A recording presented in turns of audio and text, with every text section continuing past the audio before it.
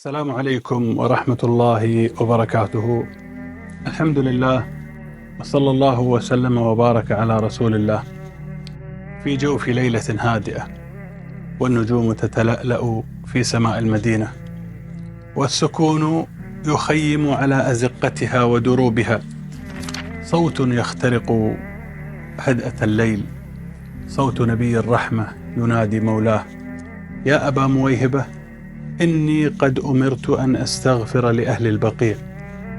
سار صلى الله عليه وسلم في ظلمة الليل نحو البقيع، يتبعه مولاه. كانت خطواته الشريفة تتهادى في الطريق، تودع شوارع المدينة التي طالما سار فيها، والدروب التي طالما عرفت خطاه. هناك في البقيع حطت قدما النبي صلى الله عليه وسلم أمام المقابر.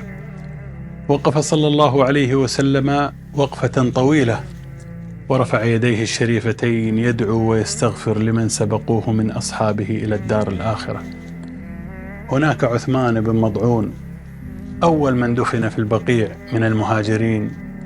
عندما دفن قال النبي صلى الله عليه وسلم: نعم السلف عثمان بن مضعون. وهناك سعد بن معاذ الذي اهتز لموته عرش الرحمن. هناك كثير من السابقين الأولين الذين صدقوا ما عاهدوا الله عليه. ثم قال: ليهني لكم ما أصبحتم فيه مما أصبح فيه الناس. وكأن عينه الشريفة تخترق حجب المستقبل لترى ما ينتظر الأمة من فتن وابتلاءات. ثم أردف صلى الله عليه وسلم محذرا: أقبلت الفتن كقطع الليل المظلم، يتبع آخرها أولها، الآخرة شر من الأولى. كلمات تقطر حكمة وتحذيرا، تضيء للأمة طريقها في ظلمات الفتن. ثم التفت صلى الله عليه وسلم إلى أبي مويهبة وقال: يا أبا مويهبة، إني قد أعطيت مفاتيح خزائن الدنيا والخلد فيها ثم الجنة، فخيرت بين ذلك وبين لقاء ربي والجنة. فقال أبو مويهبة: بأبي أنت وأمي يا رسول الله، فخذ مفاتيح خزائن الدنيا والخلد فيها ثم الجنة. فقال صلى الله عليه وسلم: لا والله يا أبا مويهبة، لقد اخترت لقاء ربي والجنة. ثم عاد صلى الله عليه وسلم من البقيع في تلك الليلة، وما كاد الفجر يتنفس حتى بدأ بوجعه الذي قبض فيه. وكأن زيارته للبقيع كانت توديعا أخيرا. وفي صباح 29 من صفر، وبعد عودته من البقيع صلى الله عليه وسلم، بدأت رحلة الألم. أخذه صداع شديد، واتقدت الحرارة في جسده الطاهر، حتى كانوا يجدون سورتها فوق العصابة التي كان يعصب رأسه بها صلى الله عليه وسلم.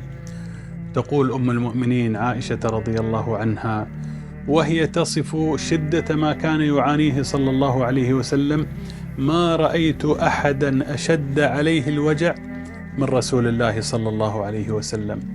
وكيف لا يكون الوجع شديدا وهو الذي يضاعف له البلاء كما يضاعف له الأجر.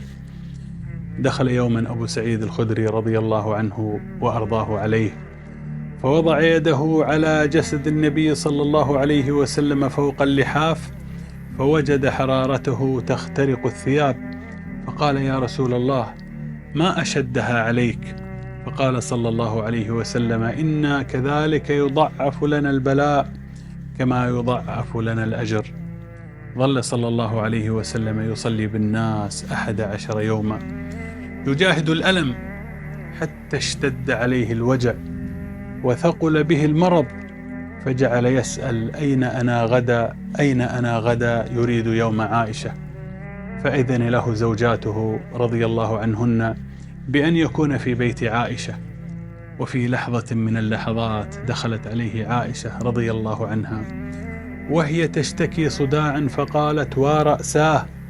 فقال صلى الله عليه وسلم لها بحنان وهو يعاني ما يعانيه: بل أنا والله ورأساه.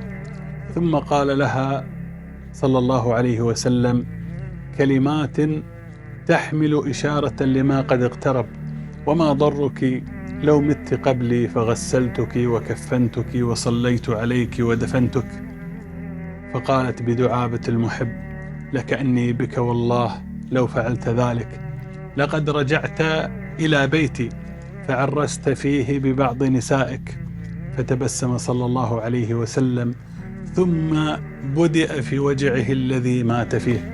كان الألم يشتد حتى قالت أم المؤمنين رضي الله عنها وأرضاها ابنة الصديق: ما أغبط أحدا بهون موت بعد الذي رأيت من شدة موت رسول الله صلى الله عليه وسلم. ظل عليه الصلاة والسلام صابرا محتسبا لا يشكو إلا لله، جسده يتألم ولكن روحه تسمو فوق الآلام. كانت هذه هي الحلقة الثالثة من وفاة الحبيب صلى الله عليه وسلم، وللأحزان بقية. أترككم في رعاية الله، والسلام عليكم ورحمة الله وبركاته. الفراق الأعظم.